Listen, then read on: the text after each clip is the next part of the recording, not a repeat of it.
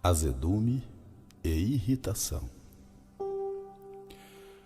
Alguém terá dito que trazes alguma doença oculta, impedindo-te de sorrir. Mas não acredites que essa ou aquela indisposição orgânica te possa furtar a serenidade. Possivelmente alguma ocorrência desagradável te agitou as forças mais íntimas e estás a ponto de cair na vasta cadeia de reações negativas. Certa pessoa contrariou-te, talvez, os projetos e desígnios. Algum prejuízo alcançou-te de inesperado. Recorda, momentos de crise te examinam a capacidade de resistência. Determinados contratempos são bênçãos antecipadas, cuja significação virás a compreender. Existem perdas que te induzem a mudança de orientação para grandes lucros. Algumas vezes, certas relações desaparecem para que outras se te destaquem no caminho, valorizando-te a existência. Haja o que houver, não tranques a face e deixa que o teu sorriso te ajude, ajudando os outros. Azedume e irritação, na essência, são duas sombras que te afastam do que há de melhor.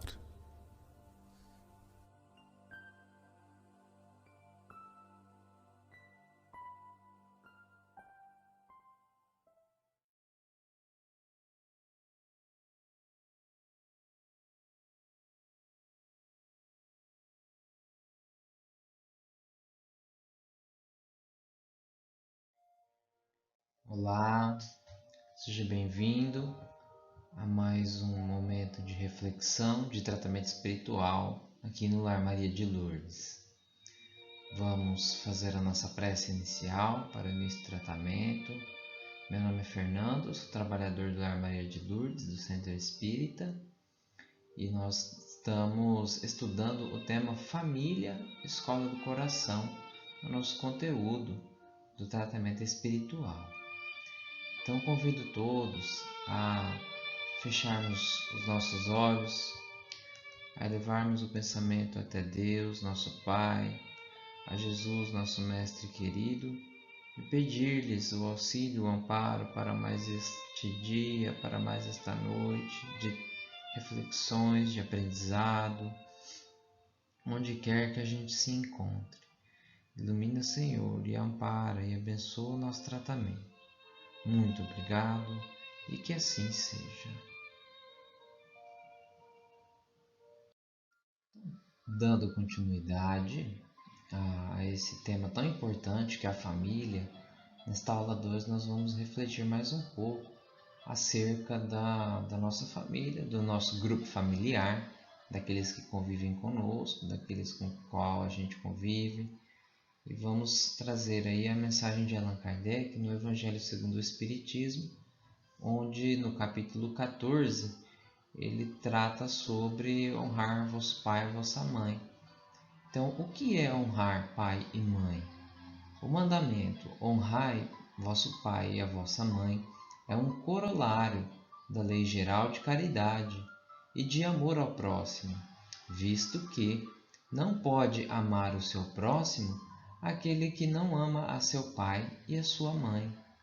Mas o termo honrai encerra um dever a mais para com eles, o da piedade filial. Então Kardec, com esse trecho, ele nos faz refletir que acerca do honrar vosso pai e vossa mãe, nós como cristãos, como ainda estamos aprendendo o Evangelho, estamos relembrando os ensinos do Cristo, nós, dentro da lei de caridade, de amor ao próximo, é praticamente impossível nós conseguirmos amar todas as pessoas, conviver com todas as pessoas, sendo que a gente muitas vezes ainda não consegue conviver com os nossos próprios pais, com os nossos próprios filhos, e enfim, causando dificuldades, atritos entre nós, entre a nossa convivência. Então Kardec, com esse trecho, ele fala que o honrar vosso pai e vossa mãe vai desde isso, esses que estão conosco mais frequentemente, a todo instante na nossa vida, são os primeiros que devem receber o nosso afeto, o nosso carinho, porque afinal de contas nós encarnamos juntos novamente para colocar em prova o que nós planejamos no plano espiritual, para progresso mútuo, para auxílio mútuo. Então, dentro desse contexto da importância do núcleo familiar, desses espíritos que se encontram novamente encarnados para superar dificuldades, para aprender mais coisas, para conquistar o seu progresso moral e espiritual, dentro desse processo podem ter alguns pontos perigosos para os pais, né? Em consequência, para os filhos, comprometendo-nos à nova reencarnação. Então, olha só alguns exemplos que Emmanuel e André Luiz, no livro Estude Viva, traz para nós. Então, desconsiderar a importância do exemplo na escola do lar. Distanciar-se da assistência necessária aos pequeninos, sob o pretexto de poderem remunerar empregados dignos, mas incapazes de substituí-los nas responsabilidades que receberam. Cultivar preferências, acolher intrigas, repreender por simples capricho ou deixar de corrigir quando necessário. Esquecer que os filhos são associados de experiência e destino, credores ou devedores, amigos ou adversários de encarnações do pretérito próximo ou distante, com os quais nos reencontraremos na vida maior, na condição de irmãos uns dos outros ante a paternidade de Deus. Então, olha só quanta coisa para a gente refletir, pensar sobre e até mesmo pensarmos se estamos fazendo algum desses pontos, né? Termos a humildade de reconhecer que às vezes nós preferimos um filho em detrimento do outro, sempre acreditamos mais em um do que no outro.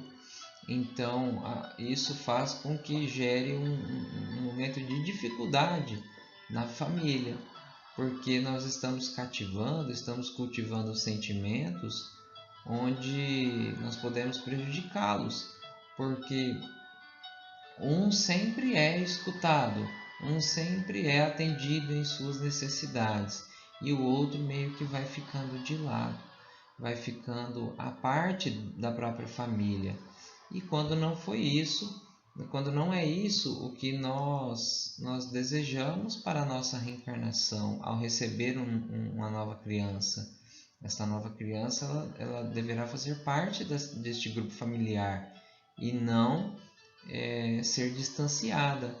Então, a nossa responsabilidade como pais, como educadores desses espíritos, é lembrar que eles estão conosco há muito tempo. Nós convivemos e estivemos em outras reencarnações passadas e agora estamos juntos novamente. E cabe a nós, cabe a cada um de nós a educação, o bom direcionamento. E isso não pode ser terceirizado, né? Ninguém substitui o pai ou a mãe. Claro que haverão aqueles que em algum momento de distanciamento familiar, através da desencarnação de um pai ou de uma mãe, vão ter que tomar o seu papel como direcionador ali da criança ou do jovem. Mas nunca será a mesma coisa. Então nós não podemos terceirizar este dever. Cabe aos pais. Foi uma missão divina dada para eles pelo próprio Deus, pelo próprio Pai de todos nós, e que espera dos pais o bom encaminhamento dos filhos. Deveres da Mãe Terrestre. A missão materna resume-se em dar sempre o amor de Deus, o Pai da infinita bondade, que pôs no coração das mães a sagrada essência da vida. Sacrificar-se-á de todos os modos ao seu alcance, sem quebrar o padrão de grandeza espiritual da sua tarefa, pela paz dos filhos, ensinando-lhes que toda dor é respeitável, que todo trabalho edificante é divino e que todo desperdício é falta grave. Buscará na piedosa Mãe de Jesus o símbolo das virtudes cristãs, transmitindo aos que a cercam os dons sublimes da humildade e da perseverança, sem qualquer preocupação pelas gloriolas efêmeras da vida material. Então, este slide, e é do livro O Consolador de Emmanuel, traz para a gente a importância da mãe num grupo familiar. Então, ela é a base de todo o sentimento, de tudo aquilo, o que a família, o que a criança precisa ali nos seus primeiros instantes, e continuará com aquilo no restante da sua vida, no restante da existência terrena. Então, essa abnegação, esse afinco, um trabalho árduo e constante e quase que imparável das mães que a gente vê, ela é o cumprimento dessa missão dada por Deus. E ela, no seu papel de co-criadora, né, de estar ali gerando a vida, tem essa essência divina, essa capacidade de trazer ao mundo um ser reencarnante ali, e que nos ensinará muito durante o nosso convívio familiar, e também que a gente possa ensinar muito ele também durante a nossa existência juntos. E como sempre, o exemplo Jesus, nós vamos recorrer também, lembrando da importância de Maria, da mãe de Jesus, na sua vida. Então, dando ali a mostra de um grande amor, de uma intensidade tão forte, né, de um amor para com o seu filho, a ponto dela se desvincular dele, para que ele possa cumprir a sua missão na terra, e deixando a sua mãe mais para frente, depois que ele cumpre a sua missão, e deixando a sua mãe aos cuidados de João, o seu tão querido apóstolo, né? Então, os filhos. Quem são os filhos dentro do grupo familiar, né? Almas queridas que viajaram das estâncias do passado pelas vias da reencarnação, desembarcaram no presente através dos teus braços, suplicando-te auxílio e renovação. São aqueles mesmos companheiros de alegria e sofrimento, culpa e resgate nas existências passadas, em cujo clima resvalaste em problemas difíceis de resolver. Os filhos não te pedem apenas dinheiro ou reconforto no plano físico, solicitam-te igualmente assistência e rumo, apoio e orientação. Então, no livro Viva em Vida, né? Este slide, este trecho, essa pergunta, né, é muito importante. Quem são os nossos filhos? Será que é apenas uma criancinha ao olhar do pai e da mãe, de 2, 3 anos, que já no próprio olhar nosso para com eles, já nos traz uma sensação de cuidado, de querer cuidar, de querer fazer bem para ele, né? E isso é natural no pai e na mãe, para que a gente possa realmente, desde quando ele é pequenininho ali, nós dentro de nossos sentimentos criarmos essa condição de cuidado, de querer cuidar, de querer auxiliar, de querer conduzir, né?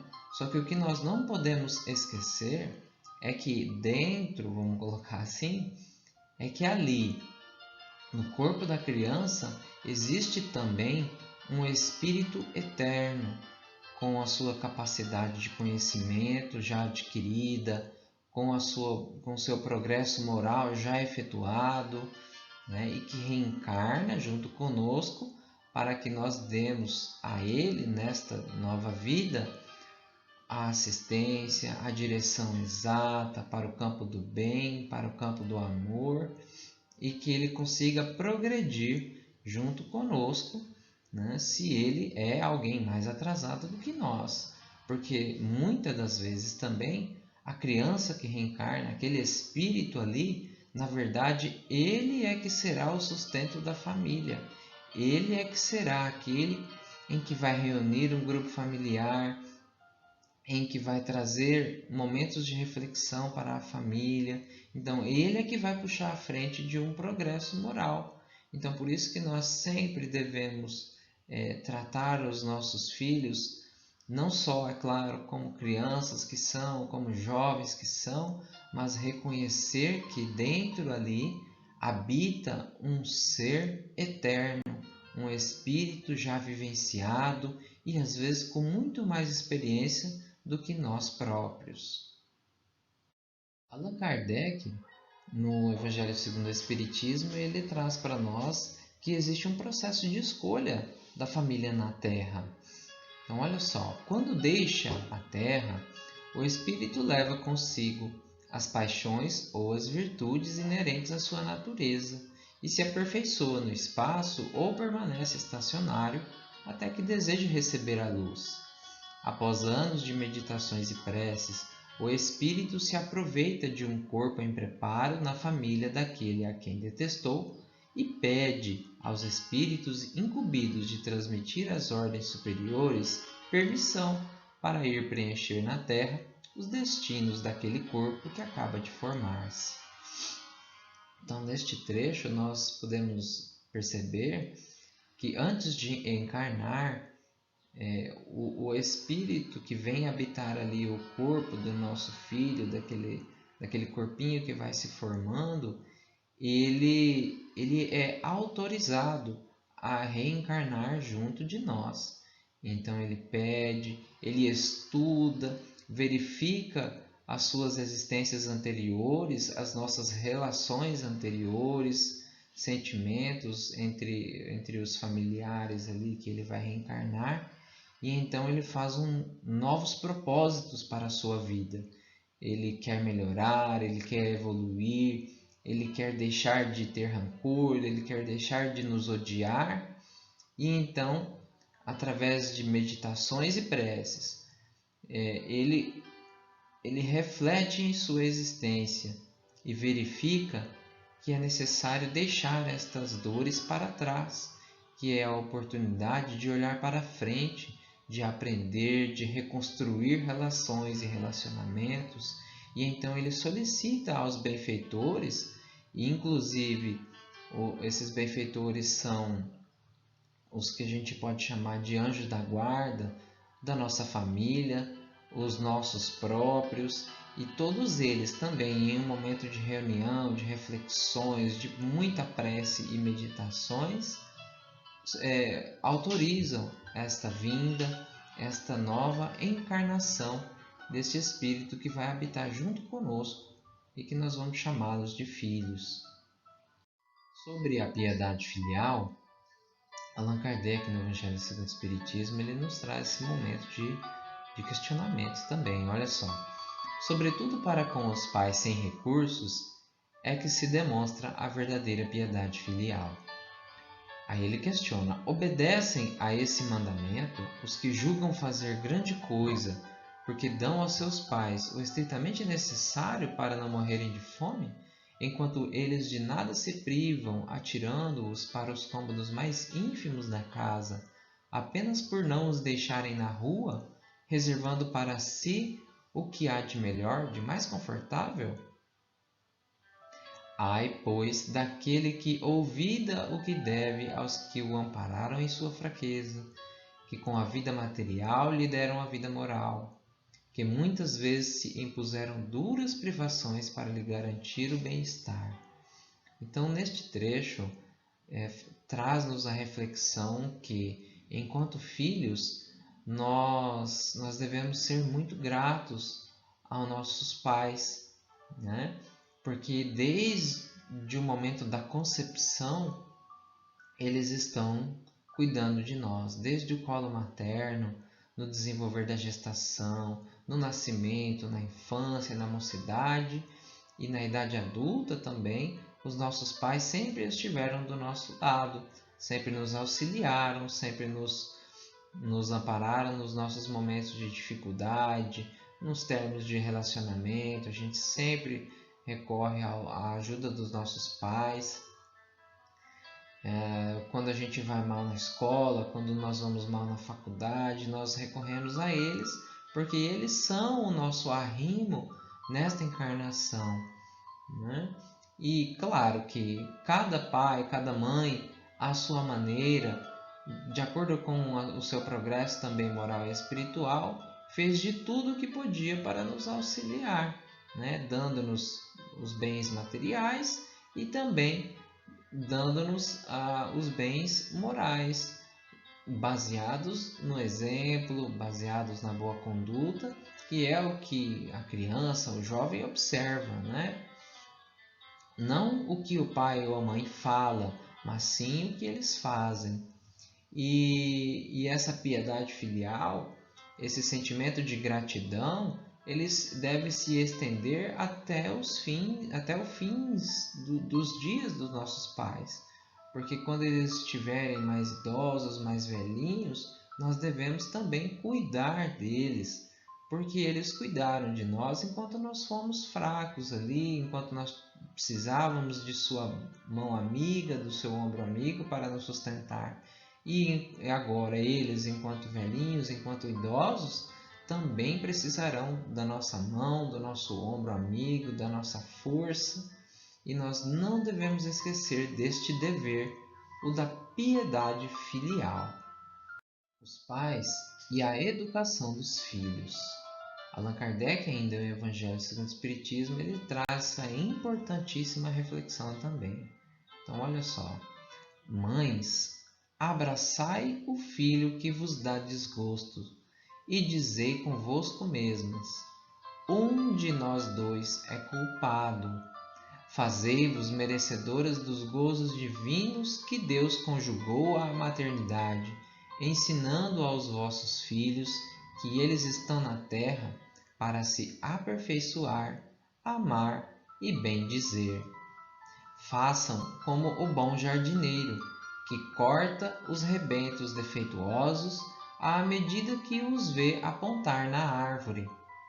Se deixarem se desenvolvam o egoísmo e o orgulho, não se espantem de serem mais tarde pagos com a ingratidão. Quando os pais hão feito tudo o que devem pelo adiantamento moral de seus filhos, se não alcançam êxito, não têm de se inculpar a si mesmos e podem conservar tranquila a consciência. Então, Kardec, neste trecho, ele traz esta reflexão para nós. Ao estarmos ali com aquele filho, com aquele parente que nos traz dificuldade, que nos causa desgosto, tristeza, nós devemos ser humildes e verdadeiros para conosco e dizer a nós mesmos assim, né? Um de nós dois é culpado. Um sentimento não superado no passado por um de nós está causando agora este momento. Então, nós devemos pensar sempre, na verdade, que nós fomos o culpado. O mais fácil é isso, porque quando a gente pensa que o outro é culpado, nós estamos já nos desfazendo de uma responsabilidade, né? E, inclusive, essa responsabilidade deve ser compartilhada mesmo. Os dois, se possível, devem pensar que são culpados. Porque aí sim, os dois tendo a consciência disso, vão trabalhar para se melhorar, para amar, para se aperfeiçoar, né? E então, o pai ou a mãe, como aquele bom jardineiro que vê crescendo ali aqueles espinhos, tem que podar, né? Desde pequenininho. Tem que podar as más inclinações, alguns vultos de, de impetuosidade, de uma maldade ali na criança, já tem que corrigir desde ali.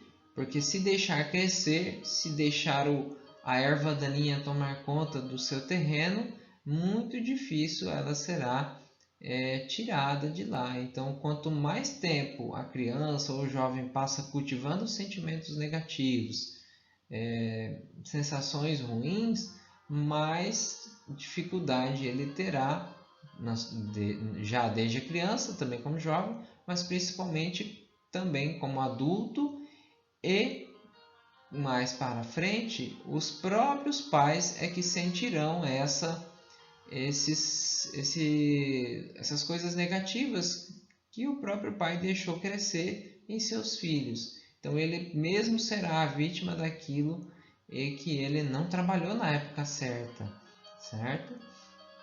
Mas vejam bem, mesmo quando o pai e a mãe fazem de tudo para encaminhar para o bem o seu filho, ele tem o livre-arbítrio. A criança, o jovem ou o filho na idade adulta, ele tem essa escolha. Ele vai querer seguir o que o pai e a mãe ensinou ou ele não vai querer. Então, mesmo quando os pais fazem de tudo, se esforçam ao máximo para encaminhar os seus filhos para o bem, e este não o quer, e ele vai ter dificuldades em sua vida, aquelas dificuldades causadas pela sua rebeldia não serão culpados os pais, porque os pais fizeram de tudo, né? Mas mesmo assim não é sinal de que o pai vai deixar o filho para trás, pelo contrário, justamente pelo filho não obedecer, pelo filho não criar ali as virtudes, as morais ensinadas pelos pais, os pais novamente vão pedir uma nova reencarnação para tentar de novo fazer com que ele busque o caminho do bem, busque o caminho do amor, busque o caminho do aperfeiçoamento moral.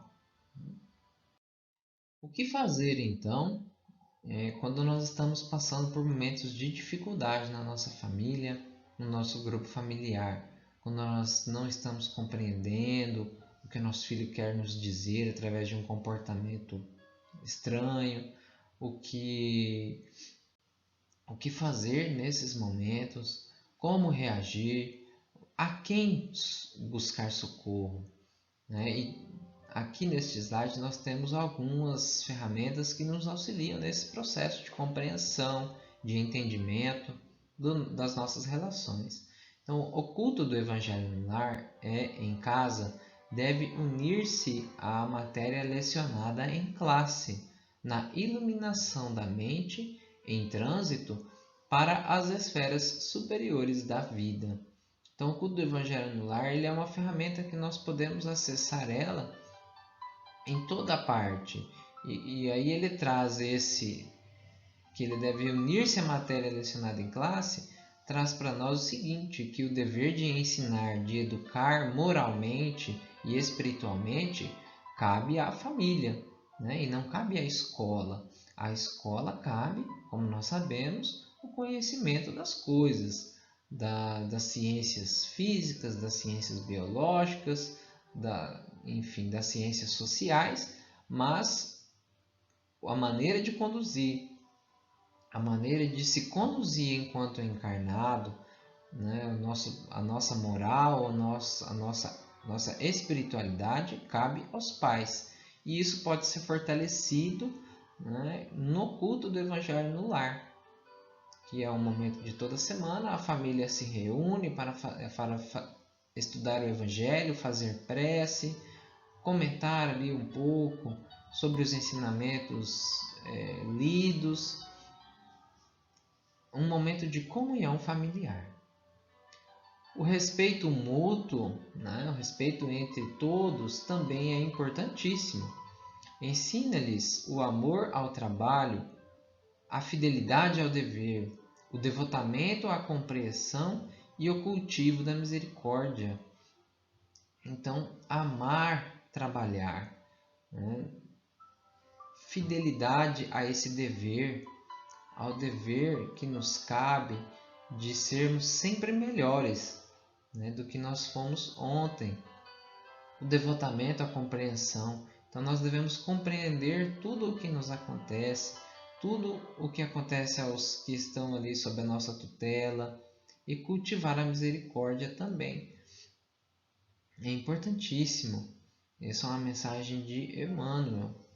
E a paciência no lar, também nós devemos cultivá-la, devemos exercitar esta virtude da paciência, a fim de que não se te desvinculem violentamente do amor, caminhando talvez sem defesa ao encontro de tragédias passionais evitáveis.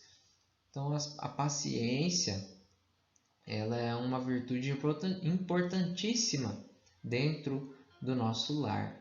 Porque quando a gente perde a paciência, nós muitas vezes vamos dizer coisas que, se estivéssemos ali no controle das nossas emoções, nós nunca falaríamos para alguém, né? Nós, no momento de cólera, no momento de explosão, nós machucamos e muito as pessoas ao nosso redor. O nosso filho, a nossa filha, o nosso marido, a nossa esposa, o nosso pai, a nossa mãe, né? Então, cultivar a paciência, pensar 10, 15 vezes antes de falar alguma coisa, calcular mesmo as consequências daquilo que a gente está prestes a falar antes de falar. Fazendo isso, nós vamos cultivando esta paciência e trazendo mais facilidade ou menos dificuldade ao nosso convívio familiar. Por fim, nós sempre lembramos de Jesus, do nosso Mestre. Então ele nos fala, né? Tratar todos os homens como quereríeis que eles vos tratassem. Então essa é uma conduta universal de comportamento, né? A nossa conduta, ela deve ser baseada nisto. O que a gente gosta que façam para nós, nós devemos fazer para o outro. E isso se torna ainda mais importante dentro da nossa família, né? Fazer tudo o que a gente possa para o outro, né? E desvinculando-se, se isso vai ser recíproco, porque muitas das vezes pode não ser recíproco, né? Tudo que a gente faz, o outro pode não fazer, mas isso já é uma dificuldade dele. Nós, enquanto conhecedores do Evangelho, enquanto sabedores da doutrina da moral do Cristo, nós devemos fazer de todo o possível para fazer bem ao nosso próximo. E o nosso próximo, mais próximo, é a nossa família. Bem, meus irmãos, preparemos-nos então para o momento do passe, acalmando os nossos corações, os nossos pensamentos. Vamos lembrar de trazer para junto da nossa mesa um copo com água para ser fluidificado e para que nós possamos utilizar esta água fluidificada, este remédio divino, em nosso benefício. Então nós vamos convidar todos novamente a fecharmos os olhos, a elevar o nosso pensamento até Deus, nosso Pai, a Jesus, nosso Mestre amado. Senhor, pedimos-te o amparo, o auxílio para o nosso grupo familiar, para aqueles nossos entes que estão conosco nesta encarnação.